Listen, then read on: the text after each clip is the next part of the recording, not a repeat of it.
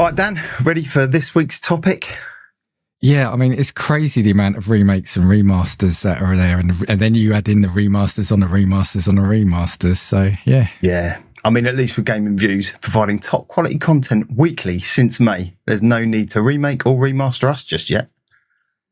But if they did, I wonder what that would look like. Give me a minute. I'm on it. Right, that's better. I made it bigger. Higher quality. Are you recording at high quality? No. Oh, you're not talking about the content. You're talking about the visuals. Sorry. Yeah. All right. I think, just about good to go. Should we start? Let's do it. Let's do it. There you go. You've still got spare credits in Riverside Edit Studio, haven't you, Dan? Yeah. Shall we roll credits and get on with it, Dan? Yeah.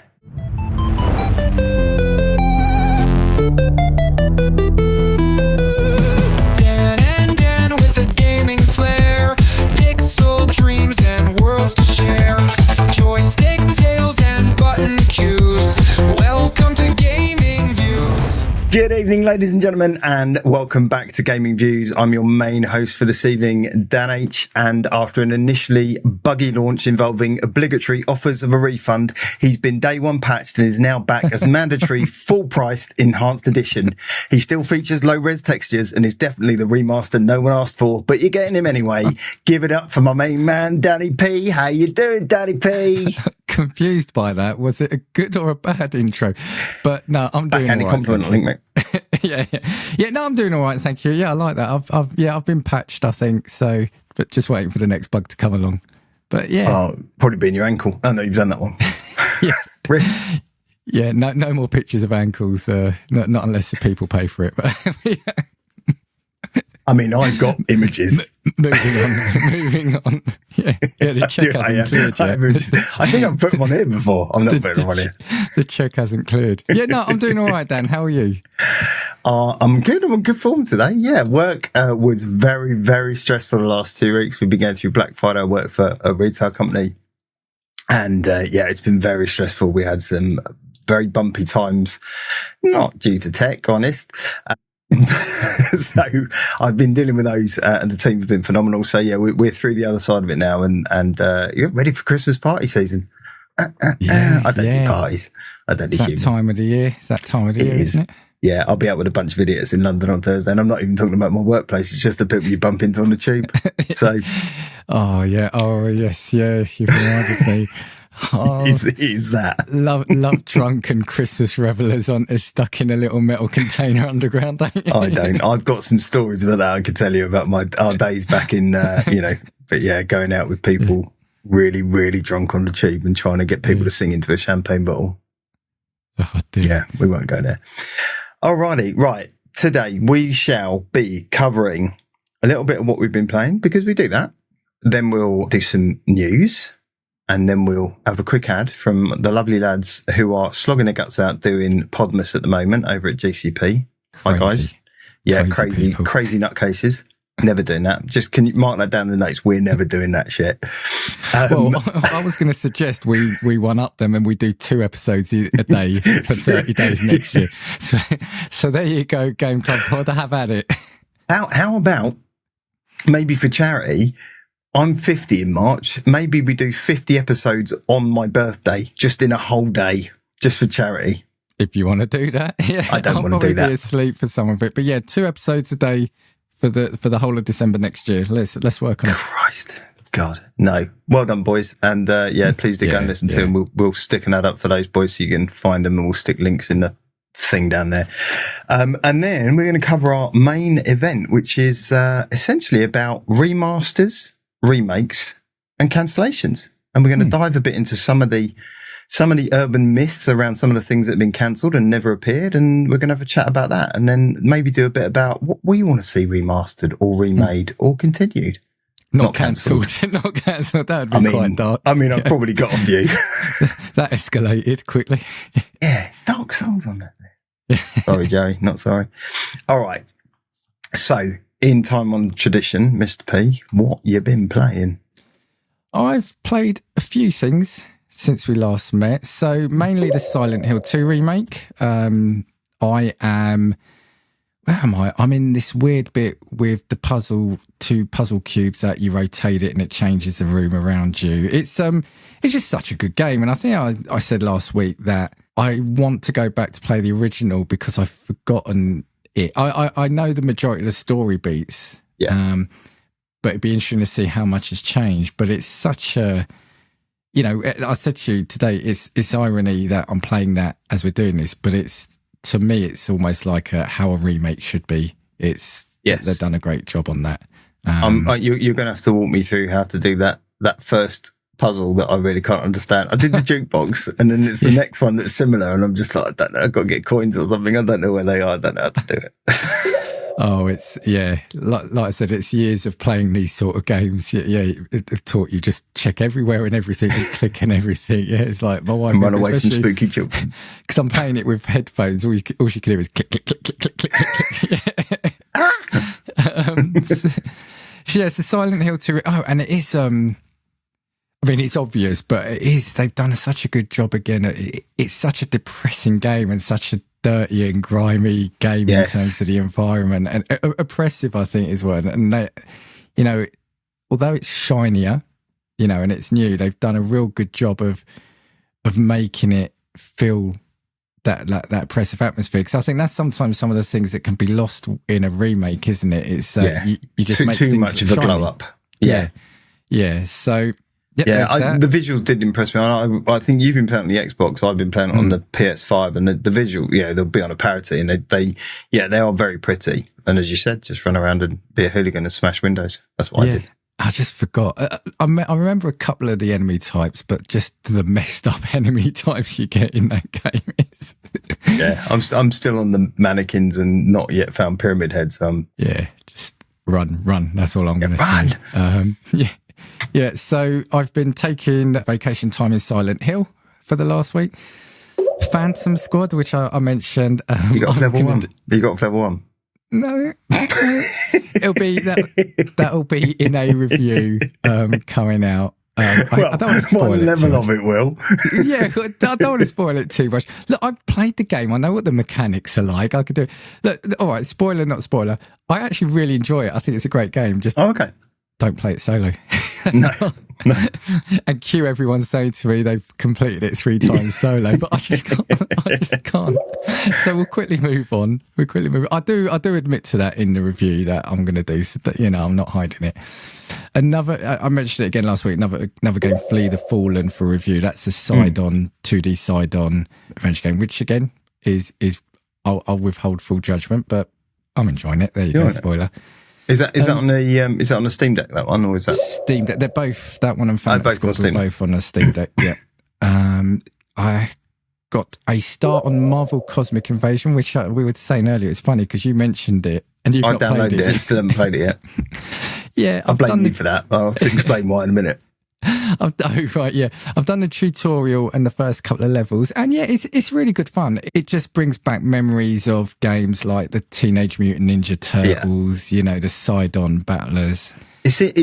When I played the demo, it did seem quite basic. Yeah, a little bit basic, but again, it was like 1 or 2 levels from the game. I think it was on a helicarrier. Who did I play as? Wolverine and Spider-Man, I think. Who have you used as your mains? Well, you've got a selection, so I've changed them. So the first level, I think I used Wolverine and She-Hulk. And now I'm using, for the second level, I use Spider-Man and Nova. So I'm just trying them out. It is basic. I think you've only got, as it stands at the moment, you've only got a couple of moves. But it's fun. It's fun. It's that classic kind of arcade graphics. Yeah. It moves well, and like as Spider-Man, if you do a double jump, you swing on a web. So some characters will fly, but Spider-Man will sort of like swing on a web, and it's just fun. And I think that's what carries it. I've seen a couple of reviews say it's not much more than that, and it is quite. I think they said it's a short game, or they want more. But when it's fun, I think it gets away with it. Just more excuse for DLC, isn't it? Yeah. Extra levels. Or just another, like a sequel. Yeah, or more characters. Or more characters, yeah.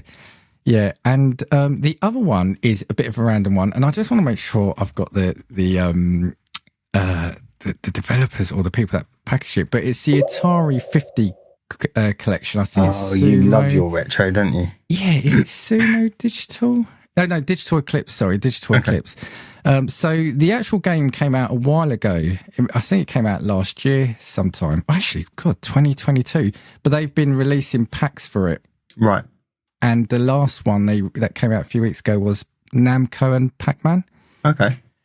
But it's not just Pac-Man. So in there's Dig Dug, Xevious, Galaxian. And yeah, I love that. Like I said, I think they're the ones who have done the Mortal Kombat one recently. And they really do put together a lovingly curated and crafted package. So basically each sort of pack you get in it is a timeline. So it starts off from the start. So it talks about the origins of the company. They'll have original photos. They'll have reviews of the game where they've taken it from like a games magazine at the time, photos from the studios. All in the game as your before you play type thing, is that? Yeah. So you move along the timeline. So you click on the first one and it might be the game review. You click on the next one and it will be draft art for the covers or in-game graphics. Then you'll move on and it will be the game, and you can open up what was like the box of it. So you can spin it round 360, have a look at the back cover art and the front cover art. Then go into the game and play the game, as it were. And they've got multiple versions of the same game, because it might be the Atari 2600, then the Atari 5200, etc. But it's just great because they've then got video interviews with some of the developers or the people who were there at the time. And for someone like me, who, like you said, enjoys retro, but I think even if you don't, it's a brilliant insight into where we've come from, basically, in terms of game. Where like a living museum as well, isn't it? Yeah, it really is. And I can't remember them all. I think they've got one on Intellivision. I can't remember what the others are, but there's with the base game, I think you get 3 timelines. Right. And they've since released at least 2 DLCs. And yeah, I just think it's a great little package. So I've been playing, sort of a bit of Galaxian and Pac-Man in the last week as well. Yeah. Nice, man. I mean, no, it's obviously not my bag, but then, you're the retro king and I kind of just buy new shit all the time. That's what it is.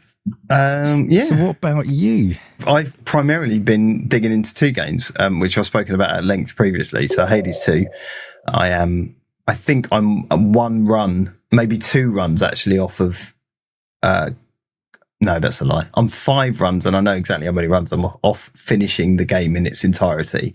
I can now comfortably end-to-end Tartarus, like down to Tartarus, and finish that, and I can comfortably end-to-end going up to Mount Olympus. So, I'm not struggling at any point in terms of, I can kind of get in, I can go and beat the end-level bosses, but you have to do them multiple times to get the proper ending of the game. So whilst I've defeated both areas a couple of times, well, one of them more than once, many more times than once, you have to do all of them, a few times to get the ingredients you need to then get the thing you need to defeat the final boss. How long is a run?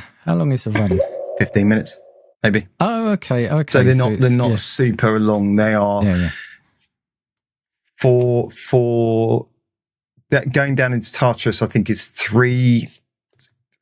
4 levels. And going up, I think, is 3, 4, maybe a little bit more, because you do a final bit at the end, so 5 maybe. It's just such a game, and it keeps opening up and keeps giving you more, and that's what I love about it. It's the more you do, the more they're not different pathways, they're not specifically different. It's procedurally generated, so you get different rooms in different configurations, but they're all broadly the same. And when you go to each world, they look very similar. I think it's just the more you play, the more you understand how the mechanics work, the more you understand how the boons fit together, and it's just something that keeps drawing me back in, and I'm really, really enjoying it. And I think, like I said, I genuinely think probably after the next 5 runs, when I get enough ingredients to finish it, I think I'll probably put it down for a while, because, I've enjoyed it so much. But I think once you get to the end, you get to the end type thing. There's not much more to undo. Although I've read there is a kind of, it's not New Game Plus, but the 3 fates have disappeared, so you have to go and find the fates. So there is an extension of the game, so maybe I'll continue. And the other one, the reason I haven't been playing a lot of other stuff is completely your fault, and a little bit of Joey's, because he said the same thing, and that's Clair Obscur Expedition 33, which, as I said to you at lunchtime, I'm really enjoying, but I like it. I'm not in like with it. It's a, I can understand and appreciate where you guys are coming from when you talk about how much you love it. I just don't feel as emotionally invested with the story and the progression as you guys clearly did. And a lot of other people clearly have. So, I think I'm the one in the wrong camp. The one thing I thought I'd really enjoy the story and not enjoy the mechanics of the fighting. And it turns out I'm really enjoying the mechanics of the fighting, because I've said it on here multiple times. I'm not a JRPG, turn-based action, turn-based combat guy. I'm really enjoying it. And I genuinely think that's because of the parry and the, I can't parry for shit, but even I'm doing all right in that game. And we've had conversations on this podcast about me not being able to parry and those sorts of things and pressing wrong buttons, which, yes, I have been pressing wrong buttons in the game as well. Yeah. Yeah. That's justified, right? I came back to it after playing it and going through the tutorial, and I left it 6-7 months and then came back to it and forgot you could jump.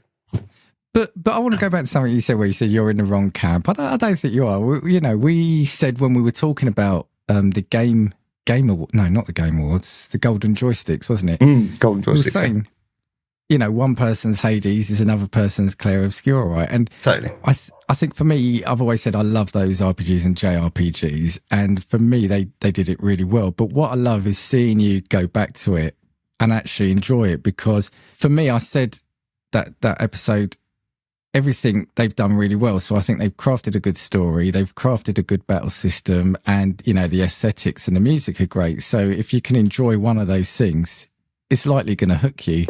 Yeah, and that is it. That's the one thing that I have really cottoned onto is the fighting and the battle system, and understanding the mechanics and really drilling into each character and trying to work out which one pairs well with which one, and, what attacks do what, and how you can prime different things for it. I've really enjoyed kind of trying to work out the logic of that. I said I went down a rabbit hole working out which builds would work best, and, and it did become a lot easier when I remembered there was a jump button during the battles. Yeah. Clearly not during the third person bit. That was fine. But then I remembered there was a jump in the battles, and I kept getting hit by certain attacks. I was like, I can't parry them. I can't dodge them. I accidentally hit the A instead of the B at one point, and jumped and miraculously jumped over an attack on a perfect. And I went, crap, that's what I'm supposed to be doing. So. And look, I'm not going to spoil it, because I know it's been out for a while. You're going to tell me it gets worse, aren't you? I think this is a game that the story needs to be experienced. So I don't want to spoil it. But as someone who finished it quite early on, and it might have even been Josh from Talking Smack as well, because I know he really enjoys it, because I was on their episode talking about it. It's when you get a message like you gave me a message, at the end of Act 1. Yes, I did. Yeah. Oh, yeah, he's there. Yeah, he's got that. Yeah, and even Joey, when he was going through it, he'd stopped for a bit and he's picked it up. When he was playing it, like I'm expecting with you when you progress, I'm waiting for certain points where you're going to message me and say, so this has happened. And it's great seeing that through other people. I would very like us to have maybe we'll do it on here, we'll have a spoiler discussion about it, because I think it's probably, it's going to win rewards at the Game of the Year awards and things like that. But so I think in January we'll have a proper spoilery discussion on it, because there's some bits around that end of Act 1 that I'm a little bit frustrated with what they've done straight after, but we'll talk about that when we get spoiled. Yeah. So, but that's it. I've just been playing those two. I haven't picked up anything. I've been looking longingly at some games and going, I should probably play that. I told you I want to play Ghost of Yotai, and but I haven't picked anything up. That's an investment, isn't it? I always say I have one main game and a side game. Now, actually, I said it to you. The reason why I've played so many of the other ones is when I've played something like Silent Hill for a couple of hours, I need something bright and colourful and something distracting. So I tell you what, at that point, Pac-Man and Cosmic Invasion comes in a treat then, yeah. Yeah, maybe that's what I'm doing. Maybe, Clara Obscura and then jumping into Hades, which does have a proper colour and is, quite fast paced, But yeah, so that's about it. That's all I've been doing. Shall we should we dip into some news? Let's view some news. Well, how do you want to roll this? Would you like to start or do you want me to start?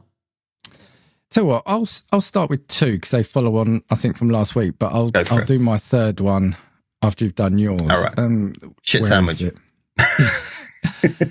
So I wanted to follow up, on a couple of stories. Now, one was we discussed last week horses, didn't we? From Santa Ragione. We did. Well done. Good pronunciation. Yeah. And since then, it's been a bit of a weird week for the game as well. So it's also been banned from Epic. So we were saying it was going to be on the Epic stores, but it's been banned from that. And then it was briefly removed from Humble Store for a few hours. Oh, I didn't know that. Now, this is what I want to say to you. So we discussed, I'm not going to go into the Steam bit too much now.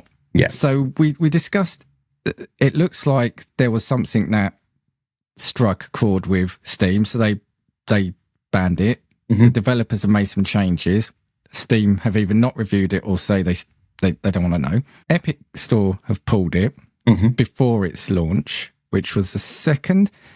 Yeah. So I think Humble Bundle, the stories I was seeing was that they saw the negative press, so their knee-jerk reaction was to pull it from the store. Without reviewing it, just... Yep.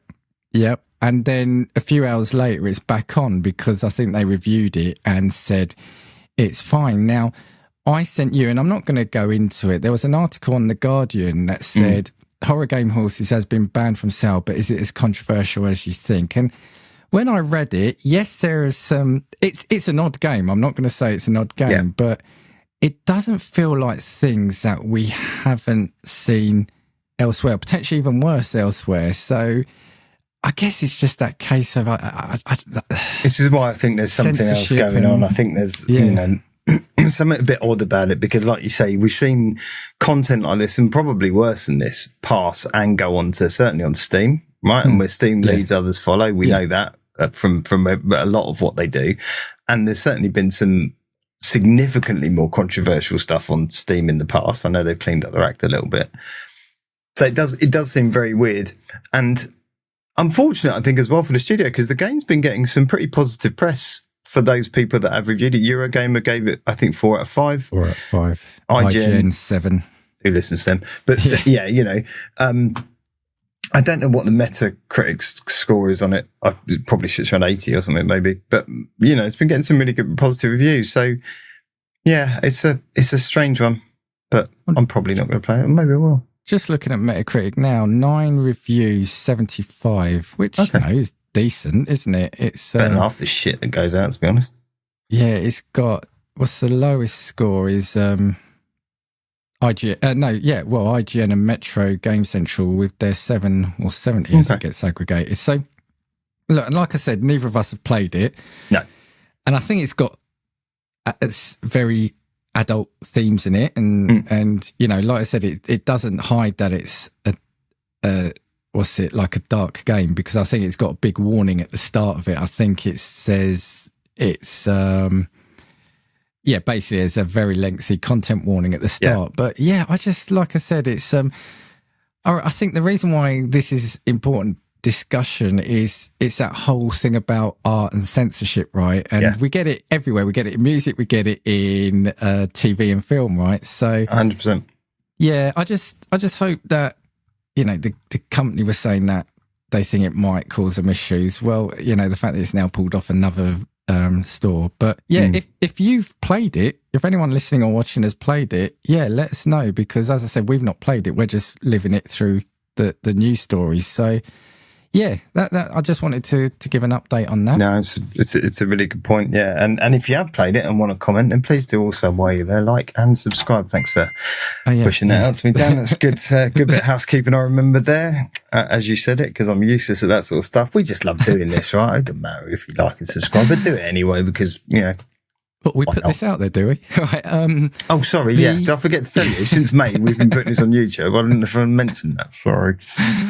The other one, again, I know it's, like I said, it's a follow-up to another story, but I think this, for me, is one of these stories, and it's not going to go away. It's the price of RAM and the supply of RAM. Right? God, yeah.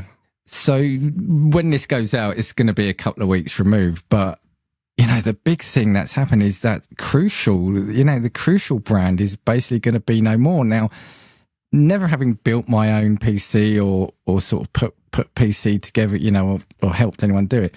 What I do know is that Crucial and Crucial Memory, there you go, look at that. Yeah, keep that. That'll be worth. That's only DDR4, mate. That'll be worth shit. Or it might do when everyone runs out of DDR5. That'll be currency. In a couple of years, you'll be able to buy a boat with that. Yeah, I mean, Gabe. I do understand that Crucial was like one of the brands. Now, with its parent Micron exiting the consumer market for memory products, basically Crucial, after 20 odd years, is going. But why are Micron exiting, Dan? What are they doing? Well, it's giving everything over to AI, isn't it? It's the fundamentally, yeah. It's the golden. Was it the golden goose that is AI? So where is it? I've got it here. Yes, it's after 30 years. It's going to retire that. So it's going to retire memory products sold under the Crucial brand, which includes NVMe, SSDs and external storage, as well as DDR4 and DDR5. It's made the difficult decision to exit the Crucial consumer business in order to improve supply and support for our larger strategic customers in faster growing segments. We made the difficult decision to line our pockets. Yeah. Fuck you, Crucial and Micron. Oh, it's been so hard for us we're going to pull out of the consumer market, which is going to raise the prices on all the others who are making this stuff for the consumer. We're really sorry, but we just want to get fucking richer. I mean, basically, I haven't got any. I had some other articles because I was talking to a friend of the show, Pete, who he's now interested because I said to you he's invested in wanting to get a steam machine, and he's asking good luck with that. Welcome to your £1,200 steam machine. Well, I said the thing is, I expect the initial launch potentially not to be affected, whether you can get your hands on one, because I'm going to assume a lot of it's going to have been built right. But I sent him a couple of articles and the numbers quoted in that are astronomical. And I just looked at, there's a website in the UK that you can track a product on Amazon from at the time. So I just picked randomly 2 RAM kits. This one's DDR5, and back in April last year, it was just peaking over £110, but it hit a low of around £66, £70. Mm-hmm. As of now, it's $263.99. So that was one. And the other one that I sent you was, again, it's DDR5, 32 gig. Sorry, I should say. It was in July, it was £80.99. And as of now, $389.99. Yeah. It's since £300 markup on it. Yeah. Do you remember a few years ago, and it's still happening, but a few years ago when there was all the press around people nicking catalytic converters from cars? Yes. Right, this is what's going to happen now. So what's going to happen is people are going to buy consoles just to strip the RAM out of them, and they're going to just to sell it because it's going to be that extortionate to buy. It's phenomenal. I upgraded mine with some DDR5 earlier this year. How much? I think I bought a 32 gig kit, or maybe I just bought an extra 16 gig. Maybe it was an extra 16 gig I bought, but it wasn't as expensive. It was earlier this year, so it maybe cost about £100, something like that. But again, now it'll be nearly twice that, and it's mad to think just over the last few months that's increased. Yeah, and thanks AI. Yeah, thanks a lot. And this is it. And I was talking to my wife, who I've said a couple of times isn't overly technical, and I was saying to her, the thing is, this affects consoles, it affects laptops, computers, it affects even smart TVs. Smart TVs have got RAM in it, mobile phones, cell phones. And I've started to see that now. I think it's GPUs are the next one. because they've got onboard memory as well, haven't they, or memory. And yeah, I found a couple of the links I sent to Pete. So it was an article here. Yeah, DDR5 and DDR4 prices are absolutely out of control, with shortages here until at least Q4 of 2027. 32 gig of DDR5 costs $300 plus, while 256 gig of DDR4 costs over $3,000. Wow, I haven't got that much. I don't even know what these are. 8 gig, mate. Yeah, and it was another article on Crucial. Basically, OpenAI has struck a deal with SK Hynix, I think it's Samsung, to make up to 900,000 DRAM per month for its Stargate project. So it's incredible. Everything I've seen is that, yeah, this is going to last until at least 27, 28. And yeah, I did see another company is investing like $10 billion into basically making a new sort of factory or outlet, but that's going to take 3 years to come to fruition. So I just think it's absolutely staggering. Just what's gone on in the RAM. Well, because of AI, because of the everything they're putting together to make these machines faster, bigger, better. Something's got to break, man. Yeah, I think I've got to say, as long as it makes it better, we're going, because I say that because I tried something today. I tried using ChatGPT to tell me what the weather was going to be like tomorrow in a voice, right? And it couldn't say degrees centigrade. So it was saying something like, tomorrow's going to be 15 and a bit of rain. And so I said, I'm sorry. Yeah. I said, you didn't say that clearly. Can you say it a bit more clearly? And it gave me a cut down version, but still couldn't say degrees centigrade. And I'm sure he won't mind me saying it, but I was on a Discord chat with Joey a few nights ago, and we were talking about this, and he asked his AI, he goes, when's the AI bubble going to burst? And it was saying something like, it was this, this guy saying, oh, we can't really say, we'd be putting a finger. And Joey went, no, tell me when it's going to burst. And he goes, we'd really be guessing. And Joey went, no, you're not giving me an answer. Tell me when the AI bubble's going to burst. And he goes, if I had to say something, it'd be 27 to 2030. And Joey said, you're still not giving me an answer.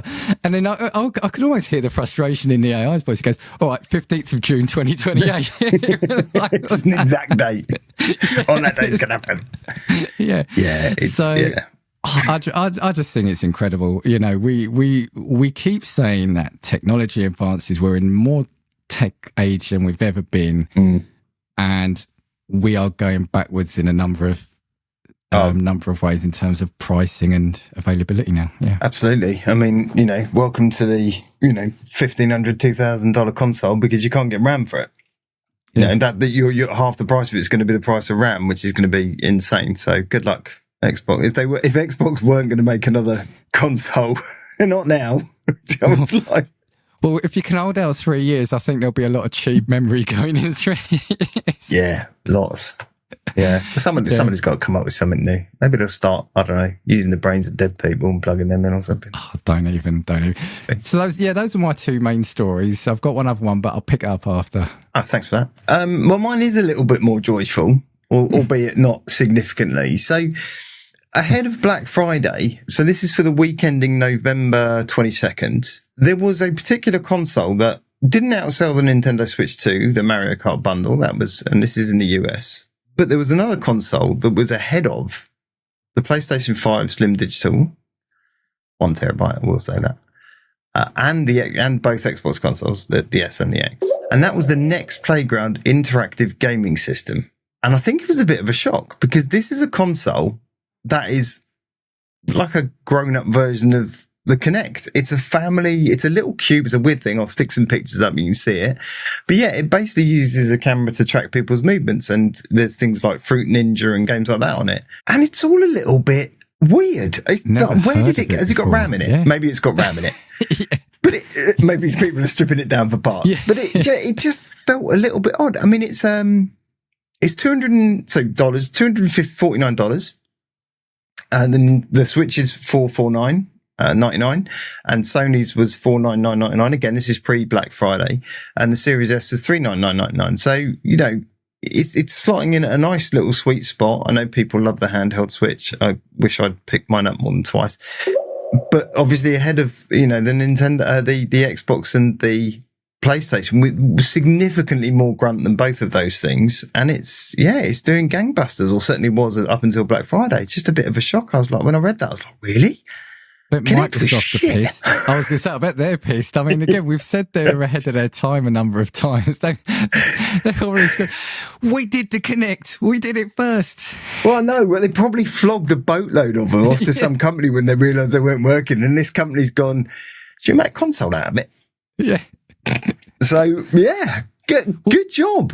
Well, this was the story, so I'll jump in. This was what I had. So it was just to follow up on that and just expand. So yeah, this I got from last night from Joe, actually, because he heard what we were kind of talking about. And it says the same. So the top 3 best-selling SKUs in the US were, as you said, PlayStation, I think the Switch and the NEX.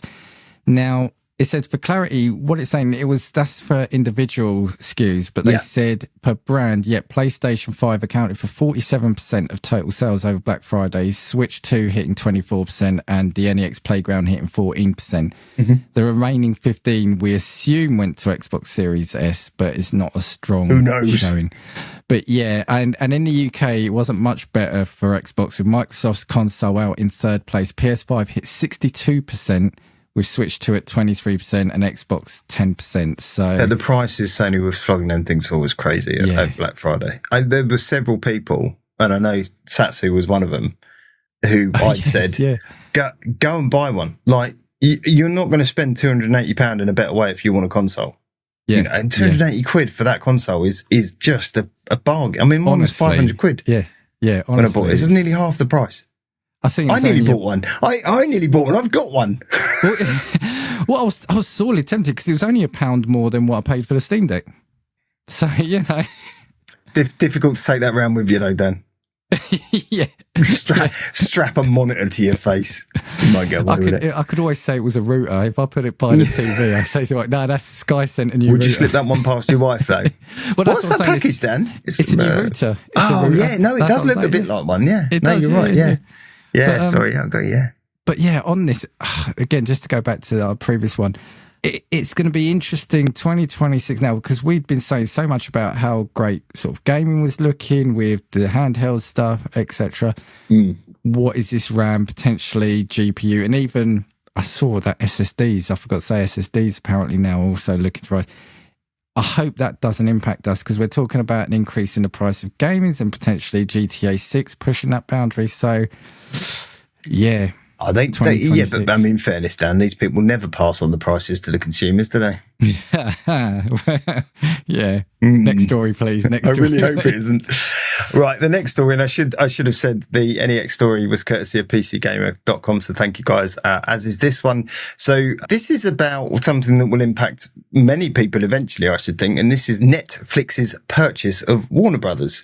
So why, I hear you ask, are we talking about it? Because that sale also includes Warner Brothers Game Studios, famous for their Arkham series and many other games, particularly their catalogue around things like Scooby-Doo and stuff like, all the ones you want to play. But they did the Middle-earth games, didn't they? Yeah, Middle-earth, They've got a lot of, so this was, Nemesis. Maybe we'll see Nemesis released from its legal prison. Who knows? The Nemaflix. Nemaflix. Oh, you had it again, Danny. Oh, my word, it's so good. So, but they say these things move fast, and today... Yeah, so... Paramount, is it Paramount? Have launched an aggressive takeover bid. Yeah. A hostile bid to direct to shareholders. However, the difference between these two bids is the offer that they've put in at $30 a share cash buyout is effectively for the entire kit and caboodle. So including their communications branch, which the Netflix bid wasn't for. Netflix bid was for the Hollywood studios and the gaming, piece and their streaming.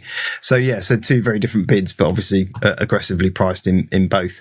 I think, it could be good news. I mean, Netflix do like pumping money into stuff, not just around the movies and TV things, but around the games as well. So who knows? Or they could just fucking sell everything. Or do a shit job like Microsoft. I don't know. Yeah, the knee-jerk reaction on social media, so take that with a pinch of salt, has been a negative one. People are thinking it means it's just going to be streamed on TV. But I think I saw somewhere saying that a caveat of the sale would be that the Warner Brothers films would still have to appear in theatres, in cinemas. They would, but it was the duration between. They were talking about a minimum of 12 days, which I don't mind because I hate going to cinema and sitting with people. I know. For a lot of people it is, and I already can probably tell a few of sort of my other movie podcast friends are probably going to scream at this. But yeah, for a lot of people, is a cinema still a thing? I mean, this feels like 2-3 weeks is enough at this point. I generally used to love going to the cinema when it didn't cost as much as going out to a theme park. yeah. Because that's the truth of it now. If I want to go to the IMAX, just me and the missus, go to the IMAX, and by the time you've bought the tickets and the popcorn, and a drink, it's cost you the best part of 70 quid. I'm like, where did that come from? Yeah, we're going to go on a different rant if I carry on too much. Again, yes, absolutely. I'm going to get my popcorn. The behaviour of people, I don't want to spend that much money, and people are on their phones or and listening lighting to up their people phone eat and talking and wanting to get that bit of popcorn out from the bottom of the bucket. What's wrong with the ones on the top? How can you not open a fucking bag of sweets quietly? I mean, it's not impossible. Or open it before the film, people. Right, we're going off tangent. My favourite quote of that last news bit, though, was you saying that people were being negative on socials. And I was like, are they really, Dan? I don't think that's ever happened before in the history of social media. You may not know. I mean, the other thing you said, why are we talking about it as well? Soon, though, the way it's happening, I mean, even in the gaming world, we have companies swallowing up others, and soon it's like we're going to have just maybe 1 or 2 companies in every form of media. Do you know what I mean? I think it's going to be like Ouroboros. I think it's going to be that snake that's eating itself. Like everyone's just going to end up buying everyone else, and they're just going to homogenize into one massive company that's going to be Rockstar Microsoft Studios, and it's but everything. If I see the Battle for Middle Earth or Arkham Knight on the Netflix gaming tab in a few weeks' time, bring that on. Bring it on. Bring it on. Or put the Nemesis system into Batman. Yeah. Or into Netflix itself. You've been avoiding watching the latest series of The Office, and it just keeps trying to. You click on something, and it just moves around the screen. No, you're going to watch the last episode. Are you sure you don't want to play Dark Souls 5? Are you sure? We've spent a lot of money on Stranger Things. Are you sure you don't want to watch it? Select Brooklyn Nine-Nine. You've selected Stranger Things season 5. Here's Stranger Things, the video game. Fuck off. So let us know. Let us know what you think. Yeah, let us know your thoughts about the crazy world of everything at the moment. It's just all madness and too expensive. And I'm just going to curl up in a corner and cry. I think, man, I'm not going to engage in the next console purchasing war thing. I'm just going to sit with my Asus ROG Ally X and my old Switch 2 that's gathering dust and be happy. That's what I'm going to do. I just had, when you. Really boring, but stay with me. When you have to remortgage your house and things, it asks you why. The reason, if you're like, because I want to buy GTA 6 and the new Xbox. Reason for remortgage. Remortgage. I need some more RAM. I need 16 gig of RAM. Oh my word. Look, we're making light of it, but honestly, it's fucking depressing. We will stay at crosses, as they say. It's it's going to be a fascinating period of time, and let us know your views on it, and we will keep you updated with any developments on this. Absolutely, all gallows humour, because it's the only place we've got left to go. Right, let's. We evoked their name earlier in some sort of weird incantation of stuff. Let's hear a lovely little ad from the boys over at GCP, Alex, Tim, and of course, Mr. Joey Fitz.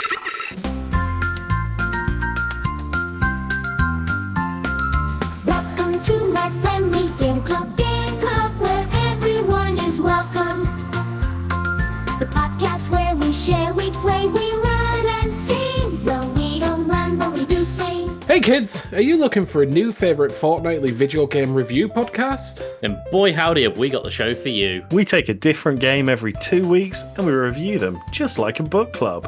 You can find us on all good podcasting platforms. And some of the sketchy ones too. Simply search for the Game Club podcast and join the club today. Welcome back. So let's dig into our main topic of this evening, remakes, remasters, and cancellations. Where would you like to start, Mr. P? Well, I think let's do the remaster. Remastered remakes to me almost feel they're not the same. I know that, but they almost feel. Should we talk about why they're not the same? Yeah, let's do that, and then you pick one. Then what do you want to take? I'll do the other. Let's do a remaster. All right, go on then. What's a remaster and what is not a remaster, I thought Mr. you were P? going to do it. No, I'm going to let you take this one, co-host. So I've got to do work. What's this? Sorry, I should have told you. I didn't sign up for this. So it's basically you're going to glitch. You're going to glitch. You get a bug now. I can't do it. Oh, my internet's gone down. No, it's basically where they use the original assets, isn't it? So it's almost just giving it a bit of a clean and polish, isn't it? So it's just, the core of the game, the story, the design stays the same. It's just shiny, isn't it? You know what you could have done? You could have saved yourself a lot of words then and just gone, go and look at the Last of Us and moved on. Any one of them. Yes. So in my mind, it doesn't change anything fundamental other than, maybe correct some bugs. I mean, the kind of, Mass Effect did that. Although they did do some quality of life improvements, I think. But it's just bringing something bang up to date, or it should be. So, question: Final Fantasy VII retrograde or whatever it's called, remaster? I've not played it, but I think that's a remake. Oh, because it doesn't use the original assets. From what I understand, it's almost a totally different game. They've taken chunks out of it. It looks different. And like I said, I've got that on the deck to play. But yeah, I think that's a remake. And what about, we spoke about it earlier, Silent Hill 2? Silent Hill 2 for me as well, come at me. You really are making me public enemy now, aren't you? I'm just checking in. Because I genuinely, I'm confused about whether that is or not. I think that's a remake again because I think they've changed the look of the characters. They've changed, from what I understand, they've actually changed the maps. Like certain buildings have changed location. Right. I think they've taken elements out of it. So yeah, again, that's a remake because it's not. You're not playing the original just souped up. It's a remaster, a new experience. Original assets, bit of a glow up. Looks a bit prettier or shinier, made it more HD, whatever. But everything else is essentially remains the same. And a remake, as you've kindly put in the notes because you brought this shit together, new engine, overhauled tech, new models, textures, animations, all that kind of good gubbins, new systems potentially as well. Yep. New additions to maps or changes to maps, those sorts of things, changes in mechanics. So they're all kind of the remakes. Yeah, not a port, not a reboot. Not a remaster. Yeah, I guess, go back to Silent Hill 2. In my mind, I have to put it's definitely a remake in my head because I've said I want to play the original to see how it differs. So in that instance, then it is a remake, yeah. And I guess there are some remasters where they will not add new mechanics in, but certainly change some of maybe the inventory system or maybe the way certain things work at the start that make it easier to progress towards the end. But I guess you can do that in both, right? You can do that in a remaster or a remake. Yeah, I think, you might take the opportunity to correct a number of bugs. So something, so again, the game inherently is the same, but you're improving, you're taking out maybe broken quest lines or broken audio lines, etc. So I think you're allowed to do that, but you can't just fundamentally change the game. You're building it from the ground up again almost. Yeah. In a remake. So, should we go through some video game remasters? And I know you kindly put together a wonderful list. I don't know if you want to take us through. No, you can. Some of the early ones. I can do this. You really are just sitting back tonight. And do you want to cushion? Can I get you a pillow, Dan? Do you want a cup of tea? Some biscuits. I'm going to put myself on mute. I've got my drink. You go. Son of a bitch. All right. So, I could do it. Remasters. I think you said one. The Last of Us is infamous, right?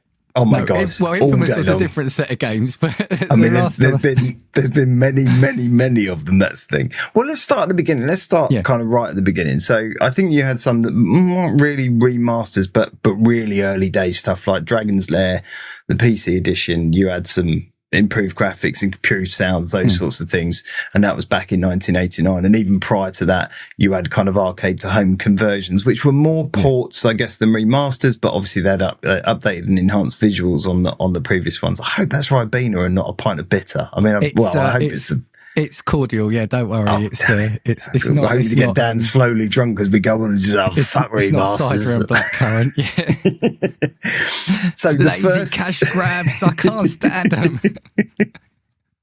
You start telling me what you truly think of me then, and I'll be maybe that's what our Christmas episode should be. We start drinking. Just get drunk. Just get drunk and say what we really think about video games.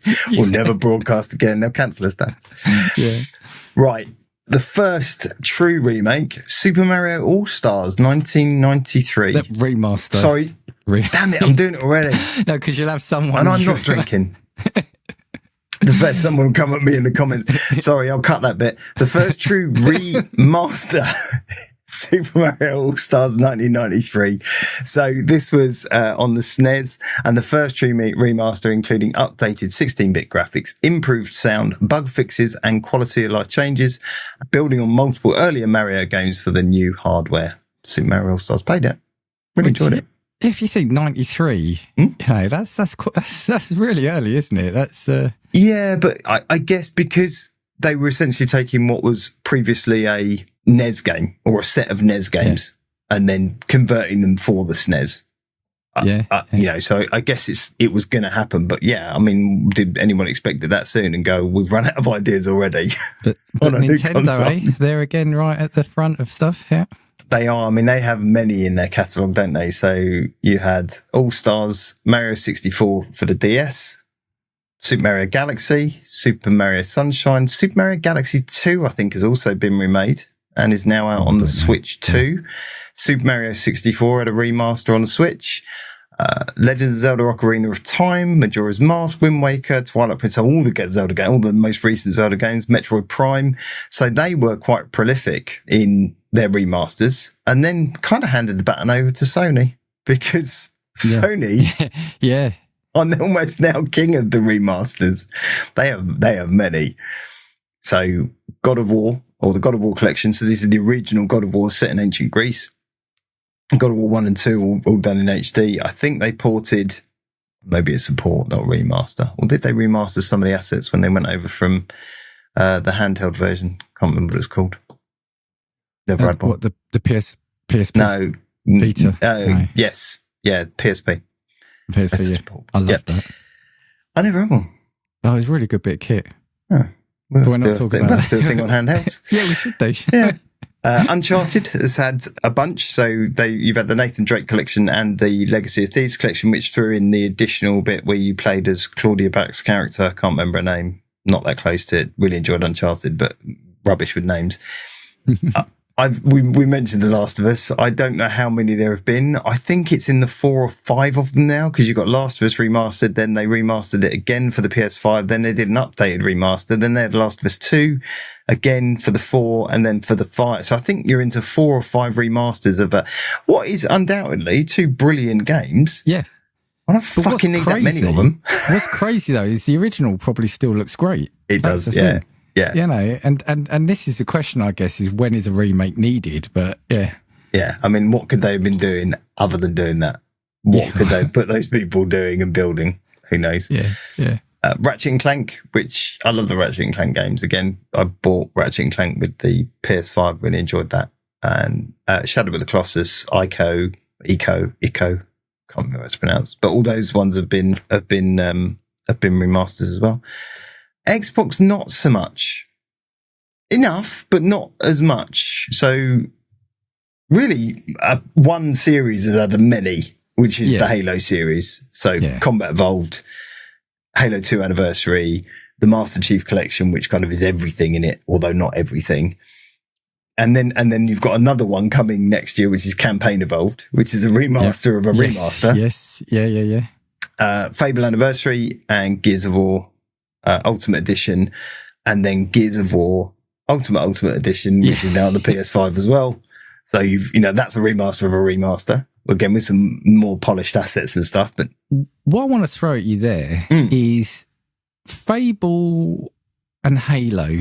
Do you think it's enough for a remaster, or do you think they should have had a remake? I just wonder what your view is, because I've got a view. I would much rather have seen. So when they remastered the original Halo, I would much rather have seen what they're doing next year. And I know you wouldn't necessarily, because they ported over to the Unreal 5 engine. So I know they've made a bunch of significant changes, and it would have taken a long time to do so.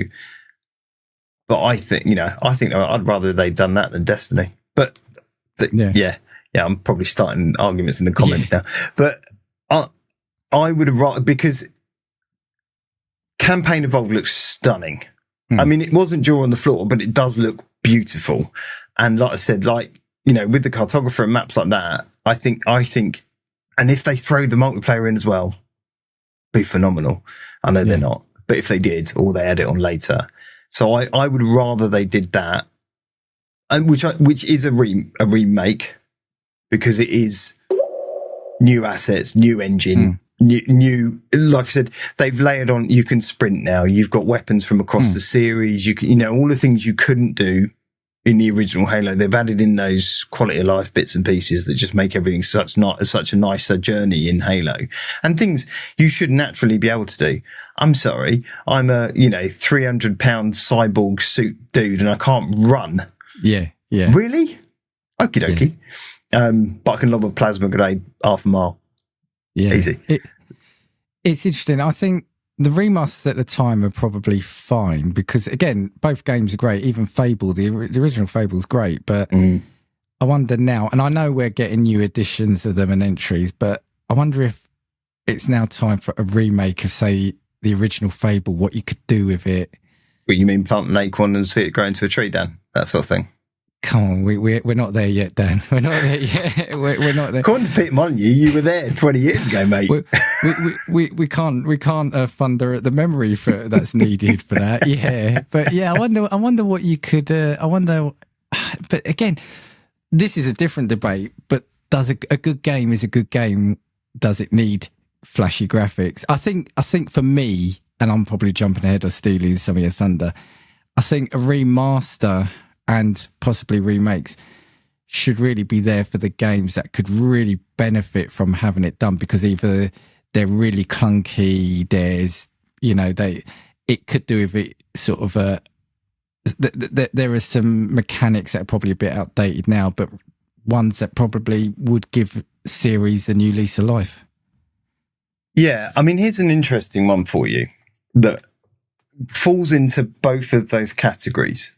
So my very much beloved Half-Life. Oh, yeah. So I played the original Half-Life not so long ago because I loved running through it, but I'd also bought Black Mesa, the remake, essentially, in the Source 2 engine, upgraded models, assets, changes, additional bits that have been left out, and a stunning piece of work. If you haven't played it and you love Half-Life, please just go and pay those developers, because it's fucking brilliant. Half-Life, and to an extent Half-Life 2, which I played again after playing Black Mesa, is very much it's built for keyboard and mouse. So it's very much Twitch gaming. So because of the speed at which keyboard and mouse work, particularly mouse and aiming and stuff, I found it incredibly impossible, or incredibly hard at least, playing Half-Life 2 and 1 on a controller, because I wasn't used to, how I used to play them on keyboard and mouse.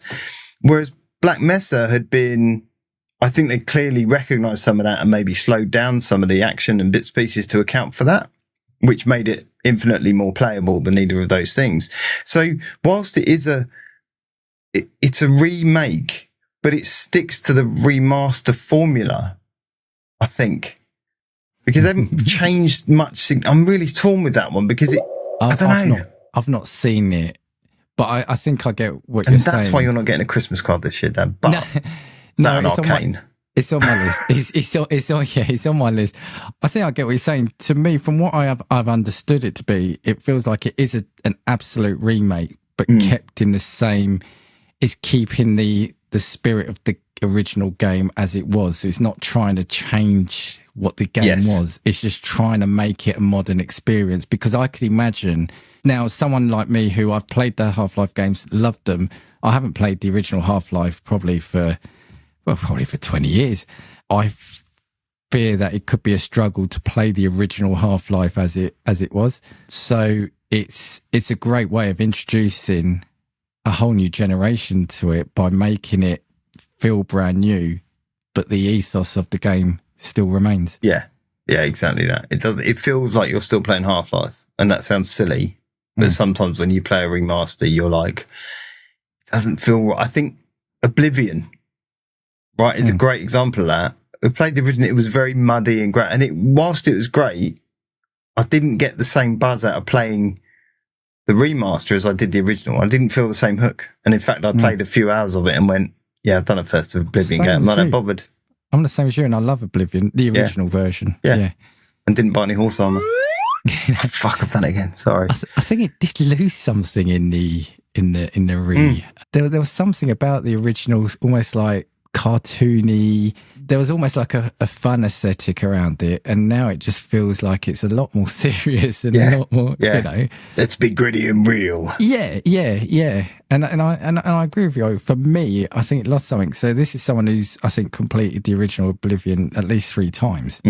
And got all the achievements on the Xbox. So, there's a time and a place, I think, for remakes / remasters. Yeah, it's the 60s Batman versus the Nolan Batman in it version of Oblivion. That's what they've done. You've got to make the Nolan version of Oblivion. Stop it. Yeah. Well, it's like Skyrim as well, isn't it? I mean, that's been remade, I think, a number of times, and it's like, does it need it? Because again, the original, I think, is going to look stunning already. Yeah, but Dan, you can milk a cow so many times. I mean, why would you not continue milking these series if you can? Because people are going to go back and buy them. Yeah, people do. I mean, the other one, I've just seen it on my list here. There's 2 that we've discussed here. So the Dead Space remake, superb, right? Oh, yes, and that was a true remake. I mean, that was because they did that from the ground up. And again, it felt like it doesn't feel like it was needed. I'll choose my words carefully because the original was great, but it's taken that great game. And they've said, right, maybe what could we have done then that we can do now? Or what didn't we have time to do then and we could do now? And it's just such a great experience. And for me personally, because I never got to play the original, even though I wanted to, was Resident Evil 4. Yes, I have. Again, I have played the great game. The remake, and it is really good. Yeah, and the remake is exceptional. Or is it a remaster? Because I don't think they had anything, and it was just a bit of a I think. Is it in a new engine? I think it's a remake. Yeah, I think it's a new engine. And again, we need to invoke their name again, but a certain member of the GCP boys would be able to tell us. So yes, I'm sure. Joey, you're listening. Drop us a comment on YouTube and or Spotify so people can know. Resident Evil 4 remake or remaster. Yeah, I think it's a remake because I think it is totally changed from the original. No, hold on. It's not totally changed. The game is still the game, but I think they have amended elements. I think it's a new engine. They have or haven't changed the engine. They have or haven't changed elements of the story. They have or haven't. No, I'm fucking hedging your bets, Dan. I'll just ask you to edit out which one. I can do that. Right, let's run through some, before we move on to remakes, let's run through some remasters and just shout if you've... we jumped ahead. That's all right. Let's shout if you've played any of these. So we've got BioShock Collection. Yep. Played the remasters? Yep. I did on the Switch too, which we talked about on here before. Massive... Oh, I'm not even going to fucking ask you about Mass Effect Legendary Edition. Jesus Christ. Go on, I dare you. Yeah, go on, please.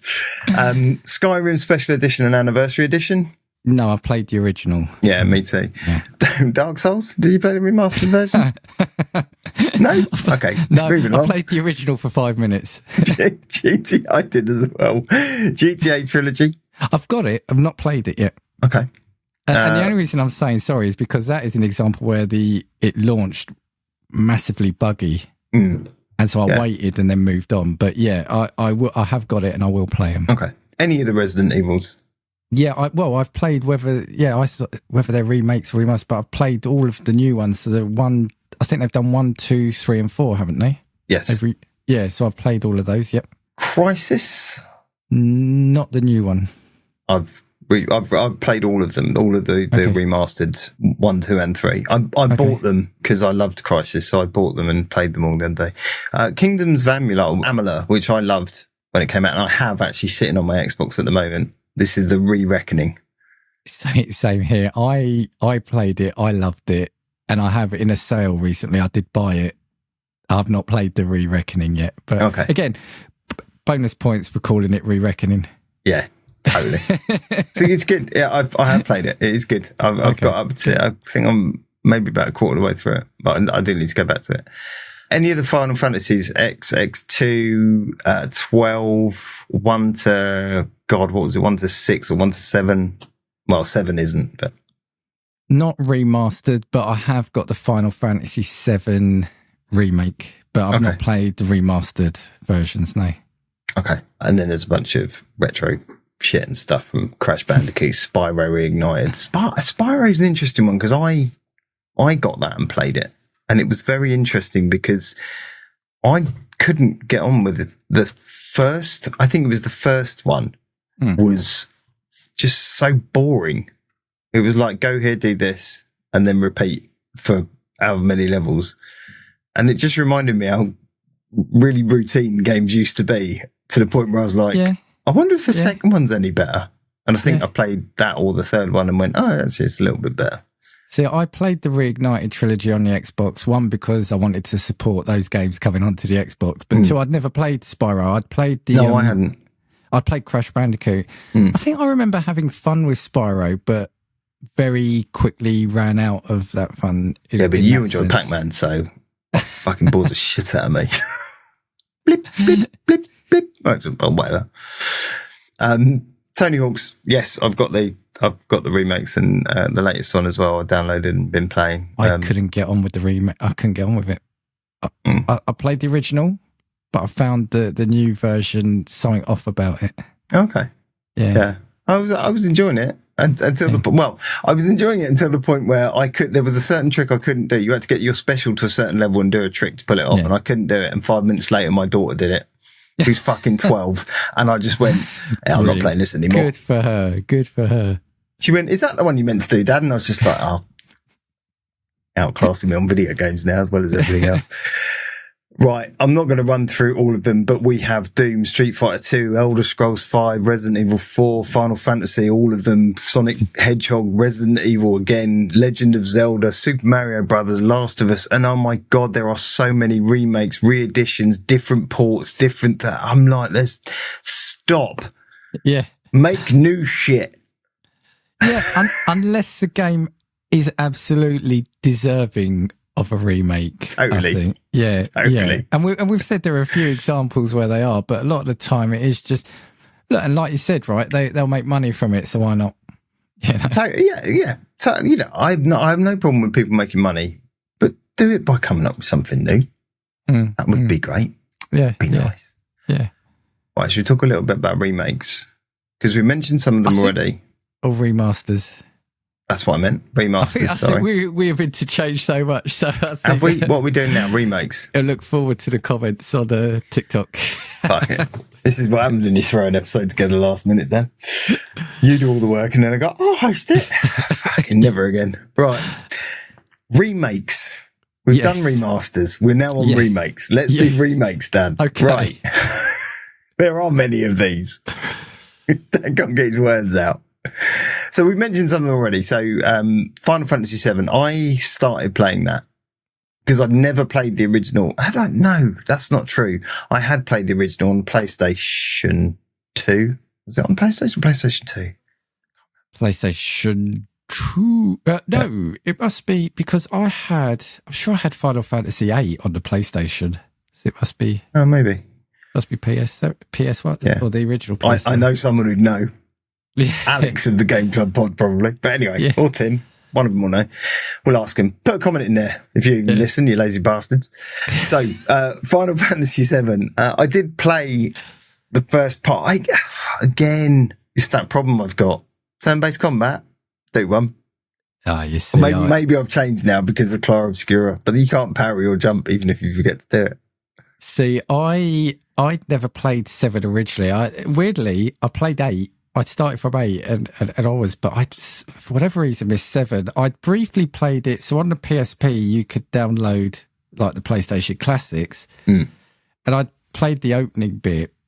For whatever reason, stopped. And even though I've got it again in a sale, the original version, it just feels something about it. Even for me, it's a bit clunky. So when they announced the remake, I said eventually I would be all over it, but then I sold my PlayStation. But now I've got it on the Steam Deck. I'm looking forward to it, but I'm now wondering, is it going to be the same experience? Because it feels like they have totally changed it. So yeah, we'll see.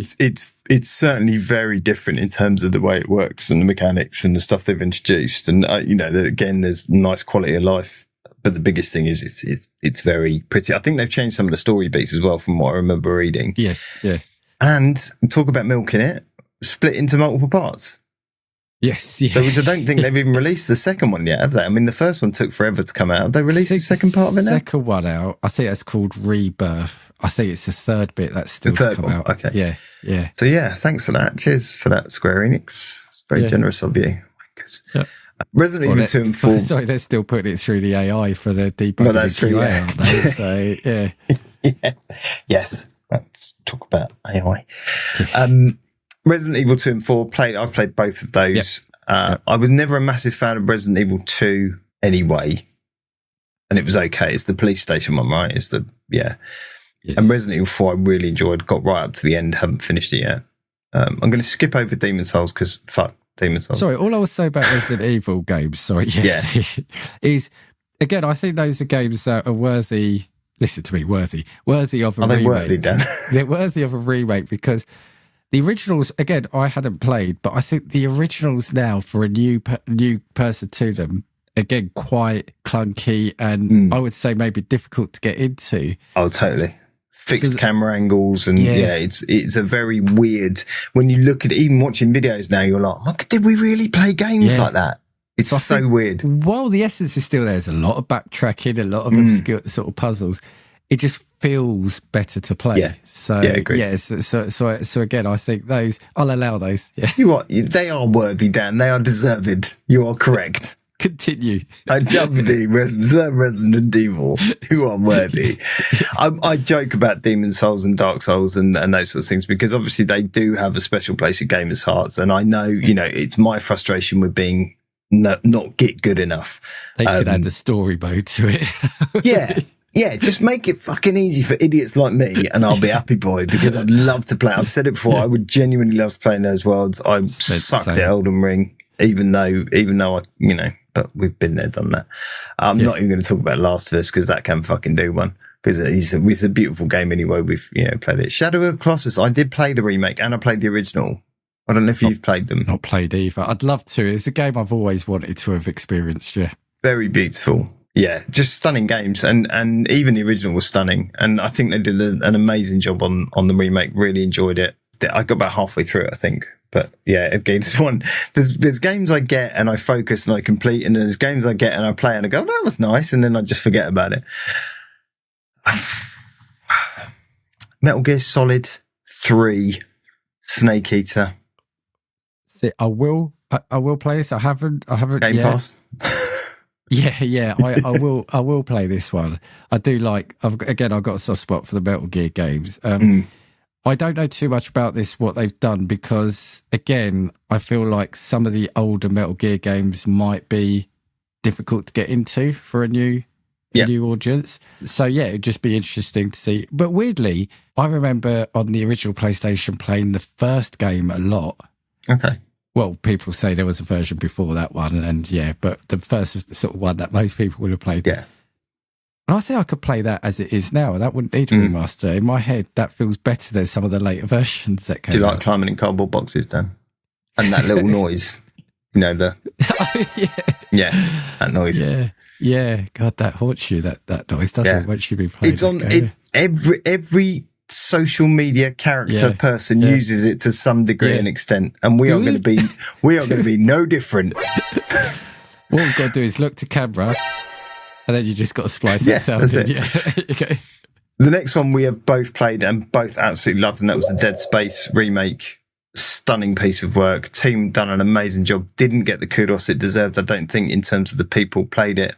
Enough people played it to warrant the Dead Space 2, which again would have been phenomenal, and such a shame. I would love to. In fact, that can go into my bucket for later on in this discussion when we talk about this. It's going to go into my bucket because I've said, it didn't need a remake. But the remake has added to it. It has. In a way, almost something, you not necessarily you can't put your finger on it because, they've given the main character a voice. What's his name? Isaac, they've given him a voice. Yeah. It just moves a lot better. But I think the original still stands on its own or can stand on its own. But I'm going to ask you, Dan, how many letters in Nicole is Dead? Enough. Yeah. And if you don't know what I'm talking about, go and watch our episode from previously. Yeah, knowing how to count helps.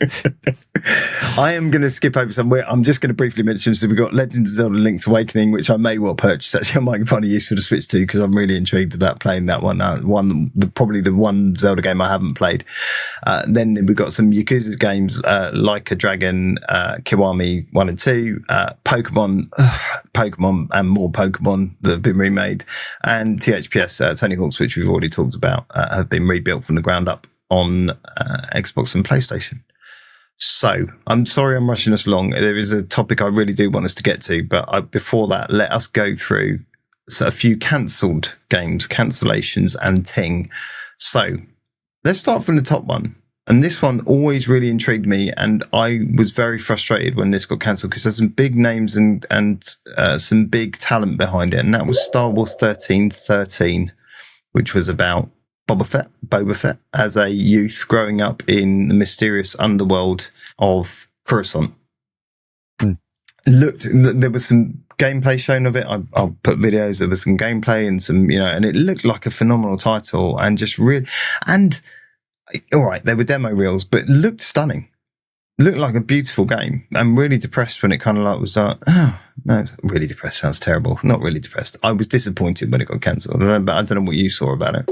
So Star Wars seems to have a habit of cancelling games that sound like they're going to be quite good, because there was one recently as well, wasn't there? Was it No, I can't remember. But there was a game in recent years that is cancelled, and without going into it, because I don't want to spoil some things, it's not that there haven't been good games, but yeah, this one felt like it could have been good along with the one recently. It's a shame. Again, totally. If anyone's out there wants to I was going to say anyone wants to take it up. Unfortunately, it has to be Disney, right?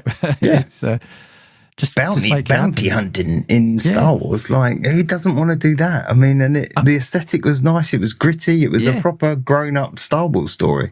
And it was like the Mandalorian before the Mandalorian. That's what it looked like.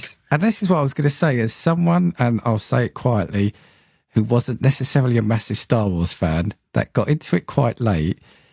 Why doing this podcast alone now? Is that what's happened? No, so I got into Star Wars quite late. So I was there. I wonder why you groaned when you walked into my office that time and saw all the Star Wars Lego. Star Wars. I'm not necessarily the biggest fan of it, but I enjoy the games and etc. It's funny how Boba Fett is such a big, a popular character when he's not in the main films anyway. The original, it's not actually in there that long. No, he's in Empire Strikes Back, really briefly. Yeah. So this game feels like it would have been snapped up because it was what people would have cried out for, I think. Yeah. It's quite funny, just a quick tangent, how George Lucas recognised how cool of a character and how much the fan base were rabid about him at the time, and then furiously tried to work in how the fuck can I get Boba Fett into the prequels? It'll be Jango Fett's son, and you're like, oh fucking hell, just go and make a Boba Fett movie if that's what you want to do. And they're all clones. They're all clones of him, aren't they? Yeah, and he chopped my head off. I liked him so much, I've made millions of them. There you go. Is that all right? But like I said, you got the Mandalorian now, so it's, Tamura Morrison's great. Yeah, we won't talk about Boba Fett series though. I think this was. It did him dirty. Yeah, I think this was a massively missed opportunity, I think. Totally agree. Yeah. It could have been a great third person. I mean, not that Jedi Survivor is, they're not great games, but, to not be a Jedi in the Star Wars universe, I don't think the world was ready for it. Everyone wanted to be a Jedi, but didn't have to be. Silent Hill PT, as I said to you, found out for the first time that PT stood for Playable Teaser, and I didn't realise that at the time. Sorry, fans. I played this. I didn't have the PlayStation at the time. Yeah, I'm gutted. Yeah. I'm gutted. Yeah, I played this. Even if I don't have a console, I will never begrudge sort of games coming out because I want to see good games, right? And I love still reading about them and hearing people talk about them. This one really hurts me because, I love Silent Hills. I love Hideo Kojima. It feels like this. I know this would have blend, couldn't it? Yeah. Guillermo del Toro. Yeah. You can't say it because it never came out, but knowing how much fun people had with just a short playable teaser, this also feels like a real shame that it never came out because it almost feels like it because there was a lot of furore between when he left Konami, right? It was a big fallout. It wasn't. I don't think it happened in the most. What's the word I'm looking for? Yeah, agreeable. Yeah. So this one again, I feel is a big shame. Did you see his comments just today? I'm dating the episode now, but just today, Kojima's come out and talked about OD and kind of said, we're trying to change how, people see. We changed how, walking simulators work. We changed how these things, with Death Stranding and, and he said, and how, stealth games worked with Metal Gear Solid. And he said, we're trying to do the same with OD, with like horror themed games. He said, we haven't quite figured it out yet, and we're still working on how it might work. We kind of work. I was just like going, well, I kind of took it that he thinks it might not work in a sense of people aren't going to get on with it, and that I call that on gamers now that we call out for variety and innovation. So we've got to wait and see what happens. But I do think based on what you said, his mind is so out there in terms of what he wants to do. Mad. It's just how do you put that into the game? I do hope that does come out because he's a bit like there's a lot of them like Sudo 51 and people like that. They're all a bit bonkers, aren't they? So the quote from Eurogamer, he said, as part of a new interview, the Death Stranding creator not only said he can't tell us exactly what OD actually is yet, he also doesn't even know if it'll work out. Yeah, I hope it does. I really do because of the PT thing. Oh, and the teaser was phenomenal for OD as well. I mean, it's absolutely, it looked stunning, and obviously they got some brilliant talent and stuff behind it. Yeah. So the next one, I'm going to cry if I start talking about it. So you've put it on the list, and I'm damn you.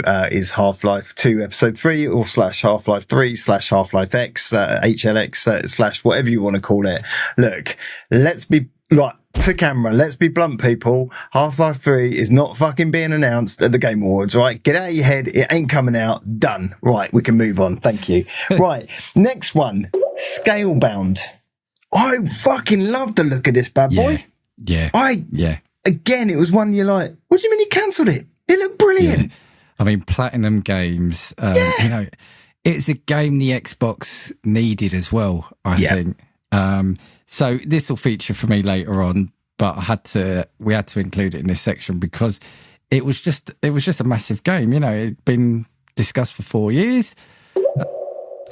Again, I've said it twice already. It's a shame. Yeah, huge shame. And we will talk about it a bit more later because it will come up. Agent by Rockstar Games. So this was a PS3 exclusive. So this was a spy game, espionage game that was supposed due to launch on a PS3. Just went dead. Like they talked about it for ages and then it just kind of disappeared, dropped off the radar, never heard of again. And everyone went, "Are you still making that?" I don't know what you're talking about. What agent game? Sorry, I'm not familiar with that. Have you seen GTA? It's just over there. That's in about 15 years time. Have you seen that? So weird. This was one I was really looking forward to as well. StarCraft Ghost, because I used to be a massive StarCraft fan. Yeah. And then, to play a Ghost character, because Ghosts were obviously one of the units you could use within StarCraft, which is a top-down what do they call them? Strategy, tactical strategy game. RTS, yeah, real-time strategy game. And to play as a ghost character. And when you saw some of the pre-renders and the videos and demos and stuff, it looked brilliant. You put this on a list, and I didn't realise this was a thing. Fable Legends. Yeah, it was really a game people were really looking forward to, because the Fable games, even though they didn't necessarily live up to what the billing was, really enjoyable series of games, right? And there's that humour in it, especially I think the third game had that quintessential kind of like that British humour. It was very much so, the King one, Yeah, so I think people just wanted more Fable, but just multiplayer happened. Fable. I just find it hard to imagine what that would have been like. This one, weirdly, before I'd even looked through your notes and we talked about what we're going to get to, I put this on as one that, because I really enjoyed it. So I don't know if many people know the original Prey, which was set. You were a Native American who was basically transported into an alien ship, and you went into these weird cubes, and it was great. Such a good game. And Prey 2, you were supposed to be. I don't know if it was a direct sequel, but it was a related character that landed on a planet and essentially became a bounty hunter or a marshal. And a bounty hunter for that in that planet. And again, I will put some videos up because there's some great pre-rendered footage of what it could have looked like. And again, it looked ahead of its time in terms of, and it was like a Red Dead Redemption in space. That's what it was like. That's what it looked like. So it would have been, although it'll be an FPS, but gutted that didn't come out. The next one I'm a bit meh about, but it's on the list, and that's, and obviously for a reason, because you've done your homework. Mega Man Legends 3. I didn't even know there was a 1 and 2. It's not one I was fully aware of, but it came up in the research. So I'm sure Mega Man Legend fans are save the Mega Man Legends campaigns apparently, and lots of backlash around it. Yeah. And the last one just on here I did know about, and that was Star Wars Battlefront 3, obviously, because that was not recent, isn't recent, but fairly relative, more recent than some of them. So, that had a bunch of, I mean, it was nearly complete. It was nearly finished as well, I think. I think that's the story with a lot of these games that get cancelled, which is the annoying thing. It's like, it feels like you're almost there. Yeah. Let us have it. It's easy. Do you know, it's as frustrating as when Warner Brothers, wankers, made like the Batgirl film. And then for tax purposes, destroyed all copies, never to be seen again. You know how much effort's going to go into that? Like, and yet, they were going to do the same with Wile E. Coyote versus Acme, but fucking release that. Yeah, sure. Did that get released? I thought it did. Yeah, they're releasing it this year. And 26. Just because John Cena's in it. I don't know if that's true. You can't even see him. You can't even see him, apparently. There's a wrestling joke. No, he's a lawyer, isn't he? He's a lawyer in it, I think. No, that was a little wrestling joke. Oh, sorry. I don't do WWE fans, I do. But for the WWE fans. There you go. Fans who watch this. There you go, Joey. Yeah, he's and actually at time of recording this Saturday, he's wrestling his last ever match. Hey, Joey. Yeah. Fucking hell! I thought we were doing D&D with him. I didn't realise he was. Yeah. Shit. Yeah. Right. Well done, Joey. Well done. I will whip through another couple, just notable ones, and we'll get on to what we're going to talk about. So we've got the Halo MMO. So it was a World of Warcraft MMO. I'm not sure I could have coped with that, to be honest. I just fuck that shit. Yeah. The original Doom 4. So we talked about Doom 2. Doom. Was it Doom? I can't remember. But the Total Chaos is based on one of the engines. But Doom 4 was the original Doom 4 back in the 90s, not the Doom 4 that came out in 2016. Just to be super clear, like that wasn't. The Avengers, the THQ version. So I think I flashed up some pre-res of that in previous episodes. Yeah. It was a first-person perspective game long before the Square Enix bullshit that came out. Sorry, fans. It was. Dark Knight movie tie-in. Actually, they came out. I think, again, it was some pre-res of that, and it actually looked okay. It looked like quite a good aesthetic in terms of doing Nolan some service in terms of what he'd done. 8 Days and Getaway 3. I don't know them. Getaway, I remember. I don't. Okay. Yeah. This one I didn't know about. Fallout Van Buren. Yeah, the name rings a bell. Sorry, I remember the name going around, but it was good. I think it was going to be the original Fallout 3, but we've since obviously had a Fallout 3, but I think it was by the original. Was it the original developers or Black Isle? Yeah, so it was just, it's just a notable one there because, fans of that series will probably sort of, that probably would have hurt them at the time. And then the last one you've got on the list is your favourite. yeah. Project Milo, Natal, whatever you want to call it, the Connect. Well, that's the thing. Was it cancelled? Well, I was going to say, I've got it on it. Was it cancelled or was it just a load of bull? Yeah. I'll say it was bullshit, Dan. It was never a thing. Yeah, but technically it was a cancelled game because we could recreate that. Genuinely, you could sit there. I could draw let me draw and just hand it to me. Oh, thanks. I can take.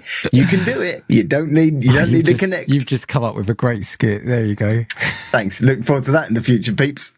Yeah. Right. Shall we go on to, or would you like to do a bit more of the kind of chat around it and some talking points? I think we've probably done it. I mean, ultimately, are we going to get fatigue of remakes and remasters because of the amount of unnecessary ones? I guess is the issue. Yeah, I think where remasters are concerned, for me at least, it always feels like a bit of a cash grab. It's like, oh, but it's HD now and it runs in 60 frames per second. I don't care. I was happy to play it in 30 frames. Why do I need 120 frames or what do I need? I'm not that fussed. And I get that they're kind of going, well, yeah, but that was 10 years ago. And now some people might want to play it on different hardware or they never saw it the first time round. But as we said earlier, going back to games that are 10 years old, they're not fucking clunky and a bit like janky. And you're like, yeah, but everything's moved on. And maybe that's just me because I enjoy newer, and don't like going back as much. I don't have that. I don't feel the need for that nostalgia. A bit like Dave Turner's like this, right? He's just not that bothered about going back and playing old shit. And I'm the same. I'm like, I want to see what the next thing is. I want to see the new thing. I want to play. And I know you like retro and those sorts of things. So remakes, I don't have a problem with because I think often they've improved over the thing that was janky and clunky and made it a slicker, better experience. Resident Evil 4 was all the better for it. Dead Space was all the better for it. So that's just my take. It's really interesting. It's a really interesting point because I've kind of said the Dead Space remake was good because even though it didn't drastically change the game, but I take what you say about remakes, but I think if it gives people the opportunity to experience something, and I'm not talking like Pac-Man or anything like that, but let's take the Mass Effect trilogy, just for instance. Shall we? Let's do that because we never talk about that on this podcast. Yeah, I don't like to talk about it, but I think 2 and 3 still hold up. Fucking crack addict, Dave. Seriously. Can we just talk about Mass Effect just for a little bit? It's fine, just for a little bit. I promise. Otherwise, I'm just going to start getting the shakes. Yeah, Dan, we're talking about AI, but Mass Effect. No, I think 2 and 3, even the originals, hold up graphically again. But the first one, I think, was showing its age. So say you take like the Legendary Edition, I think a remaster there on the first one works because somebody going into it might see a really janky first game. And look, it wasn't terrible, but even me, someone who played it a lot, I could see what they've done to bring it up to kind of modernish standards. Yeah. And they did do some quality of life, like the Mako handles a lot better. Still not great, but it handles better. But I think in there, to keep it in line with the second and third games, I can get that. Did it need a remaster? No. Yeah. Because I'm actually going to, when I next play through it, I think I'm going to play the original versions again, just to see that. But has it got a button you can press to? Like some of these games you press the back button, it switches back to the original. No, because again, I don't think it's massively. We're still talking. It's a 2006 game, so it's not. Actually, it's quite old.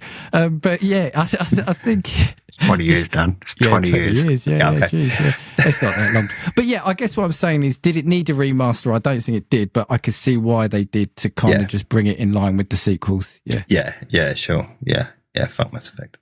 Mass Effect. I'm just going to subliminally say it at every episode. Yeah. Right. I've got some questions for you, and we'll both answer these. But let's talk through them, and then you can answer your reasoning why. So, games that you'd like to see remade / remastered. Yeah, I am going to say. And now that you've got to say whether these are remade or remastered as well, right? Yeah, so one is a number of people probably won't know this, but it's a game called Wings. It was on the Commodore Amiga. One of my earliest memories of one of my most favourite games. It was set in World War One. You were a pilot. You did a training mission, and then you would fly. You would carry out one of 3 missions. You had like a isometric strafing mission, you had an overhead bombing mission. They were kind of more cartoony type graphics, and then you had a dogfight mission. So, and at the time, that kind of blew my mind, like the 3D kind of like the graphics that it was having. And it was all, each level was introduced by your character writing a diary entry, so there was a bit of emotional thing, and you know, as the story went on, it was really sort of trying to hit home like some of the feelings that, you know, sort of pilots were getting during the war. Loved it. There was I think there was a console version, or even an iOS version that came out a couple of years ago, which I did see or managed to have a go at, and it's just not the same. Yeah. So what I would like a remake, but I think the strafing and the bombing missions could probably be kept the same, but I think putting those dogfight missions into what they could do now, graphic-wise, I think would be brilliant. Yeah. But keep the kind of story diary element. And next, right, one we've spoken about a couple of times here. I am going to turn this camera off. I would love to see Driver remade. The first game especially, and you would have to keep the tutorial. No, but no, maybe you're not keeping the interview mission. Maybe if you fail it 20 times, it gives you an option. You're struggling a bit. Do you want to go into the game? But the original Driver, I think, is great, and even Driver 2. You know, put it on there and wind me up. I'm sure. No, I'm surprised your ornament isn't on your shelf behind you as you're saying this, just to really rub it in. No, I've loved the Driver series, Driver 1 and 2 specifically. Driver 3, not so much. I even love. I think Driver San Francisco was great, and I think because you're in a coma hopping between cars. Yeah, it's brilliant. Such a great game. I loved it.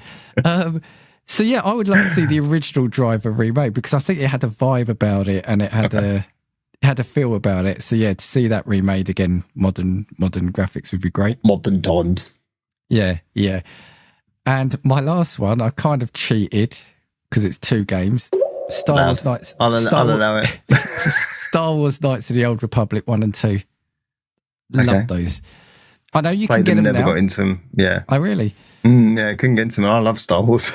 I know you can get them now, but you're playing it now. You've got the well, maybe someone could tell you get rid of them, but you know, on like the Xbox, etc., you've got the black bars down each screen. It's not full screen, and they are clunky. They do look of their day. So I think is this a remake or a remaster? I would like a remake of these as well. You want them fully remade from the ground up, no black bars. And I was thinking you could probably almost make it a bit Oblivion-y, maybe. You know, make it a little first person. Well, with the graphics, you can make it feel a bit more like that. I think. Yeah. You know, I mean, jump between the two as they do now. Yeah. So nobody's mastered that yet, by the way. No. It's either really good first person and really shit third person. That's probably about it, actually. I don't think I've ever seen one that's really good third person but shit first person. Yeah. So I would love to see those remakes. I think they're great games, and I think again, and we were speaking earlier about Star Wars games having a bit of a sort of patchy history, but for me, I think they were too great. And I think they did, if I remember right, there was a third game that got cancelled or just never happened. So yeah, those are mine. What about yours for remake remasters? So I have both of mine are remakes, and the first one, there were 2 games out, and we've talked about this before, at the same time, roughly the same time, and I can't remember if this is that one or if this is PsyOps the Mindgate Conspiracy, and there was another one of a very similar, and I cannot remember for the life of me what it was called. You keep talking and I'll have a look. Was also brilliant. They were both equally really good, and they were essentially they were kind of, I'm going to say this and people are going to hate for it. They were quite, not from a powers and mechanics perspective, they were almost BioShock before BioShock, because it was like you used, pyrokinetics, telekinetics, psychic powers to influence, manipulate, beat, defeat enemies whilst also carrying weapons.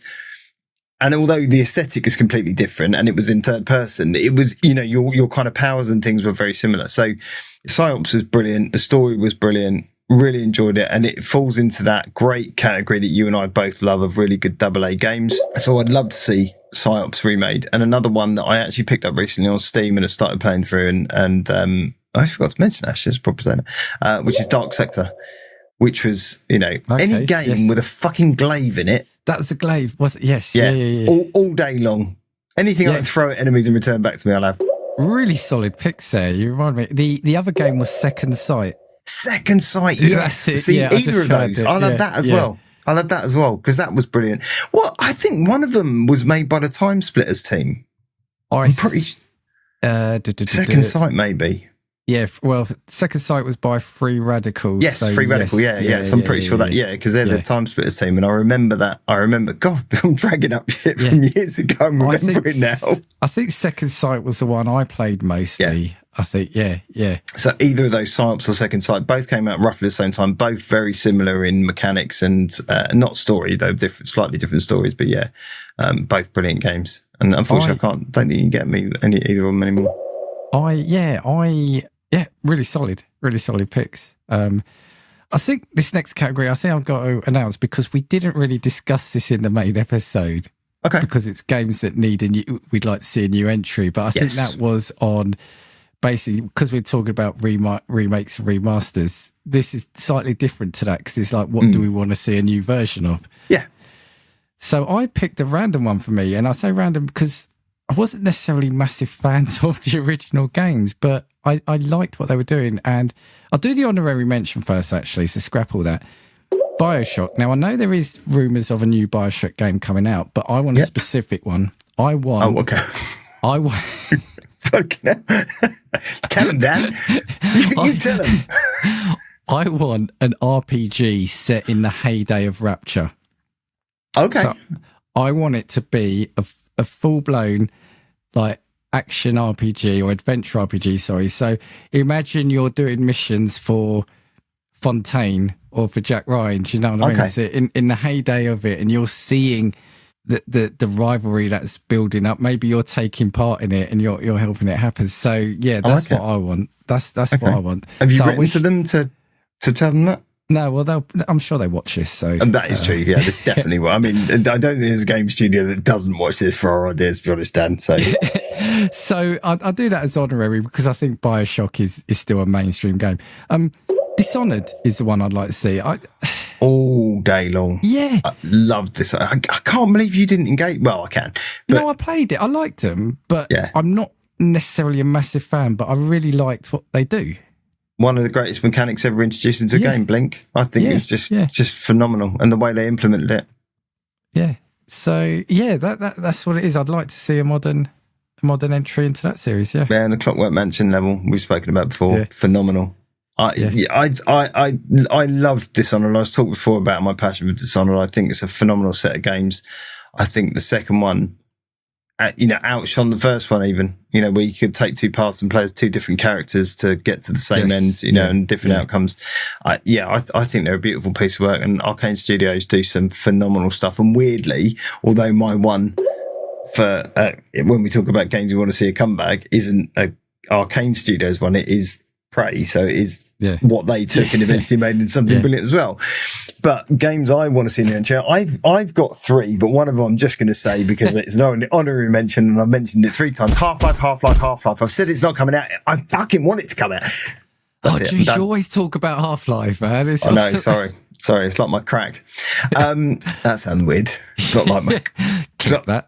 Yeah, I might have to. So the other two are ones that I am desperate to see a new entry for. And the first one is Prototype. I don't need a remake or remaster of the original two. I think they were brilliant games in their own right. But Prototype, if they made a Prototype 3, because I think they could do so much with it.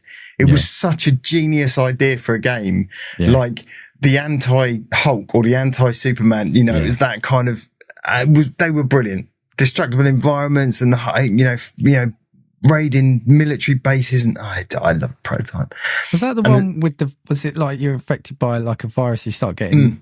Yeah, because I remember the first one brilliant because. At one point, you could then start running up the side of buildings and everything exactly and glide off. And it felt like a perfect sandbox game. Yeah, it was. And just the things you could do with it. What about fighting different, monster types and gathering their DNA to add to yours to, adapt in different ways for different situations? I just, come on. There's so many ideas out there and you'll fucking give me more Last of Us. Yeah. Whatever. And the other one, I've spoken about it on here, and I'm so fucking disappointed in the studio. I want a new Titanfall game. Yeah. Even just pulling videos for today's episode, I was watching a Titanfall 2, and I'm going to go and load up Titanfall 2 and play it again. Over Christmas, because I fucking love that game. I love the original, and it was one of the things that really got me into multiplayer gaming back in the day. Yeah. Really enjoyed Titanfall. Titanfall 2 was a whole nother level with that single player campaign, such a well thought out campaign. And all right, you were a bit overpowered with the fucking, seeking bullets at the end of the game, but it was part of it. And it was just a joy to play, and just the relationship between the guy and the robot and it's just brilliant. I just agree with bring you it again. back. You've got some fantastic shouts there. And it's funny, isn't it? I think everything we've mentioned, well, take out my Wings game because that was, quite... I think it's all right. I think so. I think you can do a lot with it these days. Yeah, well, what I mean is I think people don't really, really know it now, but they all were at least massive games or / franchises that haven't seen the light of day again. No. I mean, I was half expecting to see the Three Stooges up there for the Omega, but, you go with Wings. I think Driver was purported to get one because I think they were looking at, there was a fan made one, and as soon as the fans make something, the studios want to shut it down and say, we're making it, it's fine. But I love all the games that. No, what they realised is they wanted to include the tutorial level, so they shut it down immediately. They just went, no, not doing it. I wrote to them. I phoned them up directly, and I just went, don't do it. They went, okay, sure. Yeah. They listen to our podcast. Want the tutorial or not at all? That's it. Right. Finally, cancelled games you'd like to see a comeback. We've picked one each on this. Yeah, and we've mentioned mine as well. It's Scalebound. It's just the one game that in my memory that I think I was gutted because it was my game, my kind of game, and I also think it was a game the Xbox needed.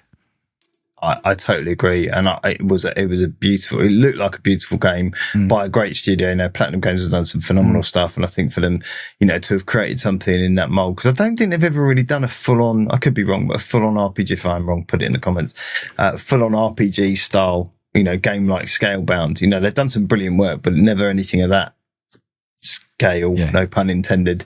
And it just looked brilliant. I think the idea behind it and the character that they created, that relationship between him and the dragon, and it just looked brilliant.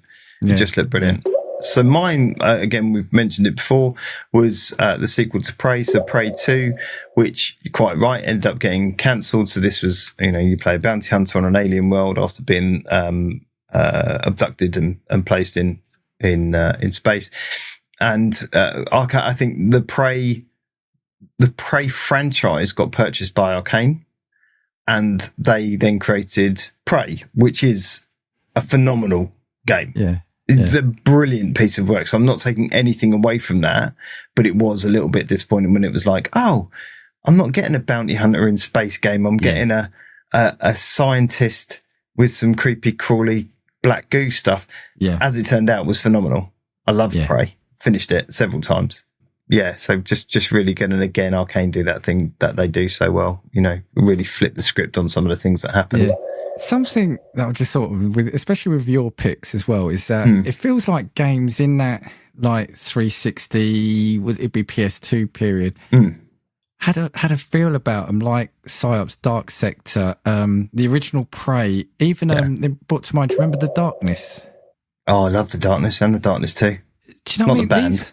No, these were games like The Darkness was like a not a horror game as such, was it? Based on a comic book. Yeah, but it had those sections. There was a bit at the start with your girlfriend, wasn't it? Where you sit down watching TV. It had a little bit to it that made it more than just the game it was trying to be, if you know what I mean. And I feel like you were a mafia hitman essentially. You got infected with a demon, and it was I can't remember the name of the artist who came up for it, but he's brilliant. He might have been the same guy who did Kingdoms of Amalur. I'll have a quick look. But I'll find it. I guess the thing I'm trying to say is like the only one recently that I can think of that comes to mind is in The Last of Us at the start. Isn't there a bit where you're at home and you can play Crash Bandicoot on the PlayStation? No, Crash Bandicoot was I thought it was Nathan Drake, where you play with your girlfriend. Sorry. Okay. Uncharted 3, I want to say, or Thieves End 4. Was it 4? The Last of Us, you wander around the house. Your dad's not there, and you're wandering the house. I think he's left you a note or something, and you can put the TV on or turn it off or do something like that. Okay, so it's Uncharted then, but you're basically doing a bit before the game kicks off, really, and that's you sit down with things like that. I like, Is it Nicole? I can't remember her name. The one you're now living with because you're you're working on marines salvage. And you go back home and sit down and play Crash Bandicoot with her, and she always wins because I'm rubbish at it. So make games with a bit of heart. And the Darkness was done by Starbury Studios, who also did the Chronicles of Riddick, didn't they? They did do Riddick, another great. It was the artist. I couldn't remember who they collaborated with on it. I've not found it, but remake the Chronicles of Riddick game. Yes, Chronicles of Riddick, or the Darkness, or both. One that did both. I don't think Starbury's exist anymore, but I'm not sure they do. No. Good. All right. That was quite a whistle-stop tour. We seem to be doing a lot of whistle-stop tours, specifically when I'm hosting. So we should do some proper dives into gaming when you do them, because you're much more seasoned at this shit, Dan. I've only been doing it 6 months. Don't say that. No, it's not that. Well, there's a lot to talk about, but we have got, if we're kind of wrapping up, which it feels like we've got a couple of different kind of episodes coming up, haven't we? So yeah, do you want to drop a surprise? Well, just for next week's one. So stay tuned for next week, because next week's technically is our Christmas episode. So what we're going to do for that is our game of the year. Our game of the year, games of the year, because I don't know if I can separate mine out. But our games of the year. So there's rules and stipulations which I've not told you about, but you will find out shortly. Shit, don't do rules very well. Okay. But so that's what we're going to do. And then to finish the year, we're going to do something slightly different, but just because it's the end of it's the end of the first calendar year that we're podcasting in. But I'd love to do another deep dive like we've done. So stay tuned for that. So lots more to come in January. Yeah. Early Merry Christmas to everyone. Early Merry Christmas, which we'll do again next week because it'll be before Christmas as well. Yeah. Look, if you've enjoyed what you've seen, or just skip to the end and seen this bit, sorry. Please do. Yeah. Don't worry, it was all shit. You missed it. Do please like and subscribe. It doesn't mean much to you or take much from you, but it does mean a lot to us. As I said before, I know we have to earn these things, but hopefully we have. We love doing this and take a lot of enjoyment from it, and hopefully that comes across. And you can catch us on, if you're not in front of a screen, catch us on Spotify, Apple Music, Apple Pods, even Amazon. We're everywhere. We're all over the place, as you can tell. And if you're listening to us, watch us on YouTube. Yeah, and if you're listening, fucking what are you doing on YouTube, right? I fucking spend hours doing this shit. Go and watch it. No, really. You'll see our beautiful faces. And what you won't see is, there's often little sort of clips and stuff that Dan puts in. He's become a dab hand at that. So dab hand. I've always wanted to be a dab hand rather than a damp hand, which I've been accused of. Support him by watching that. So if you do find yourself watching on YouTube, there'll be extra little things within the episode that you won't get if you're listening audio only. Yeah, and sometimes the skits don't even make sense on audio only. Well, so we've cut them out, haven't we? So you won't have seen a skit if you're listening to audio one of this one. So go over to YouTube or check socials. Gaming views. That's it. Yeah. And we've done all right, Dan. We said it'd be an hour and a half. We're in an hour and 55. So, we thought 30 minutes, didn't we? I said we thought 30 minutes today. Yeah. Right. That's enough nonsense from me. Mr. P, anything else from you, my friend? No, just a thank you to everyone and hi to everyone who's listening. Absolutely. Right. We will see you next time on another episode of Gaming Views. Ta-ta for now.